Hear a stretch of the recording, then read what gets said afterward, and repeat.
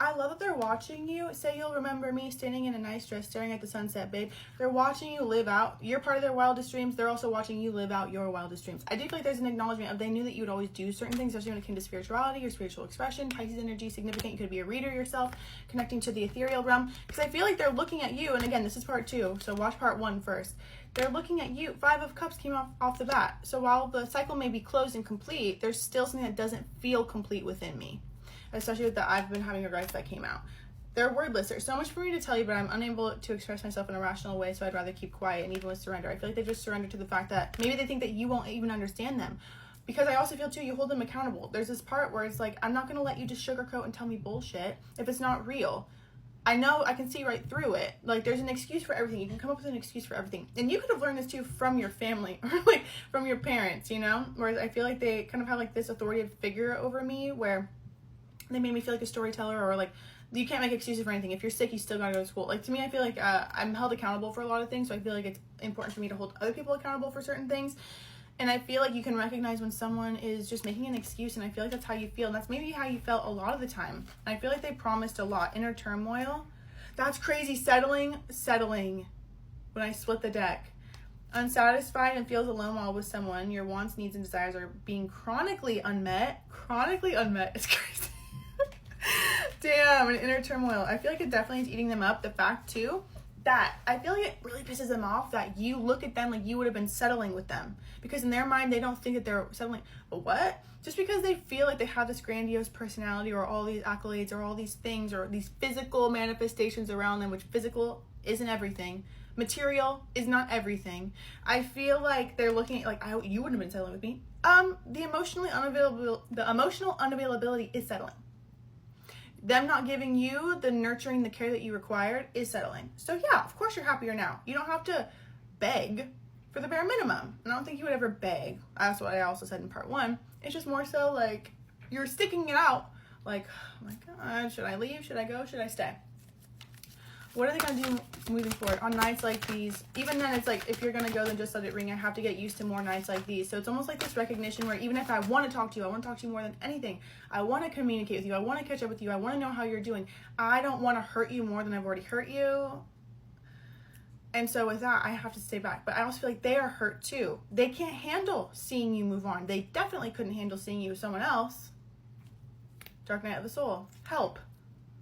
Who's going to read that? From all the way over here, baby. We're here. How are we gonna... I guess we're reading it right now. Enhanced awareness of identity, an extremely difficult and painful period. I feel like they definitely had to... I'm feeling like myself like being stripped of certain things or released from certain things, or I feel like I'm going through a really uncomfortable growth period, and it's beyond your relationship. It feels more so like if they're going through things... When I move this deck, Queen of Wands, King of Wands, I definitely feel like a aspect or facet of you guys together. When I moved the deck to scoot it back, these were the only 2 that were left revealed on the very bottom. So underneath it all, I do feel like you guys brought out a very passionate side of each other, or very strong-headed. I feel like we started arguing, you know, like started fighting more than laughing. 3 and maybe even you're defending something or protecting something, a child or your own inner child, your own inner peace and joy too, like the part of you that you keep sacred.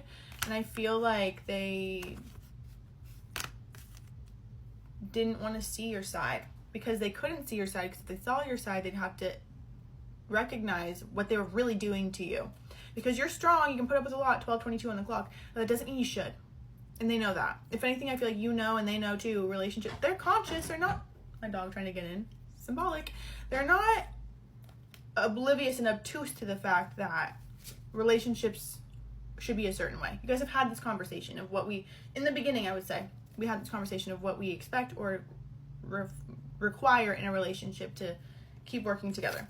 What are they doing now? Inner turmoil came out again. Doubting and questioning decisions. Even then, odious opinions. They could have taken advice from other people or listened to other people or spoken poorly of you. So, of course, people around them are going to tell them, like, hey, you probably shouldn't be in that. But they're getting the wrong information. They vented too much to people that they should not have been venting to. Denial of connection. Making it seem like it wasn't as meaningful to them as I feel like if they felt like they had to release what they've been working so hard for, so career or business endeavors or business partnership, and they were like, okay, you're either going to focus on the relationship or you're going to focus on this. What are you going to choose? Like, I feel like I reached a choice point, whether someone brought it to me or I brought it to myself. and we see what they chose. However, it feels like they had so much stacked emotion. They weren't communicating with you. They were communicating with other people, and maybe you too. Maybe we're venting about each other to people and not talking to each other. There's a lot of things that I do feel like led to the fallout or demise of the connection. I'll just put it like that.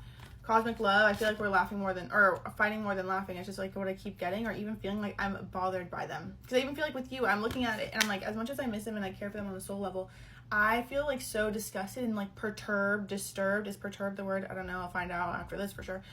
About what was, that I don't even want it anymore. Like, it's almost like I don't know what, I'm sad because of, I miss who you were and who it was, and it just, that dynamic was no longer that. And I feel like there's a part of me that's like pissed that I put up with something for so long. Work with Sekhmet to help you find empowerment in your anger. You know, anger is justified, especially when it comes to this 555. That'll help you make change. Virgo, you could be Virgo energy significant. Virgo keeps coming out in every single reading that I've done. You could be a Virgo, they could be a Virgo. You guys could share Virgo placements too, or like Virgo North Node and their Virgo Moon, for example, or this, that, or the other.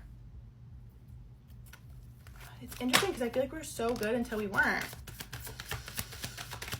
They just, I feel, are bummed they can't communicate with you and even vent to you. If they feel isolated, divine timing, they may feel that way. Like, it's going to happen in timing. I also feel, too, that that's how they felt when you guys first broke up. It's almost like they didn't really express. It's like I feel like, I'll call you tomorrow, I'll talk to you later. And then we just never talk.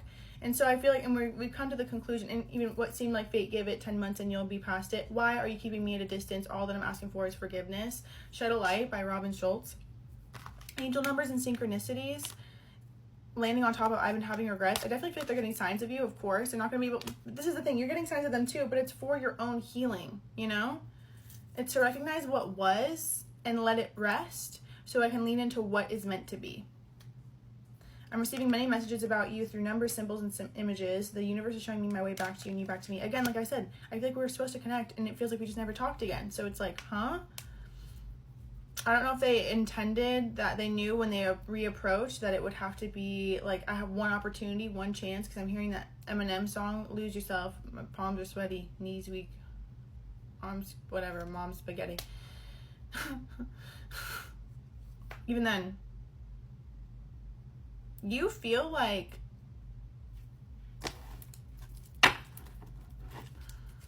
you guys both feel like Nights Like These by Benson Boone.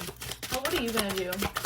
I feel like Magician, Empress, I feel like part of you is like, because you may have manifested it from a long time ago. You're showing up as the devil too. King of Wands, Ace of Cups, 10 of Cups. You just have to really ask yourself, is what your 4 of Cups, I feel like you've been waiting for a long time and you don't deserve to wait for anyone or anything. Like I was saying even in the first part, I will never, ever, ever condone waiting for someone who's not giving you what you want. Ever. Heartbreak or love should not be heartbreak predominantly. You should not spend more time wishing for someone to be something that they're not, or to be something that you want them to be, than you do enjoying their presence. So it's like, if you've been only good for 3 months out of the year, for example, you know what I mean? Like, I feel like I have to get real with myself, or else I'm gonna get lost and wrapped up in an addictive pattern in love and being addicted to love, and that may be not what I need. And I feel like I need to heal the part of me that is seeking something in them, or wishing they could be something they're not, or why aren't they what I need them to be, instead of focusing on my actual attachment. Again, watch part 1. I feel like you manifested this, I will say that. I called this into being, and it's funny because what actually brought it into being was the action that you took, was focusing on yourself, focusing on your joy, focusing on what you deserved and received. So then, when they appear, you can feel their energy and have discernment and recognize, are they coming back changed, or are they coming back because they're seeking forgiveness, because this guilt and this grief is weighing too much on their psyche. I feel like it's a multitude of things. I definitely feel like they regret it. They love you. They care for you. But you deserve more love. Long-term love. Stable love. And I feel like this actually brought out all of that. Obviously, 3rd house communication is significant. Virgo energy is under that too. The more you lean into yourself, you'll be able to break free of your own chains and recognize that beyond the illusion of being stuck or addicted or confined by them, you're actually meant to be set free. So then, if they do come back, it'll be better, but you have to recognize that, and also just accept things for what it is. If you're called to it, lean into it, and do whatever you choose to do. Go balls to the wall with it. Live with no regrets, you know?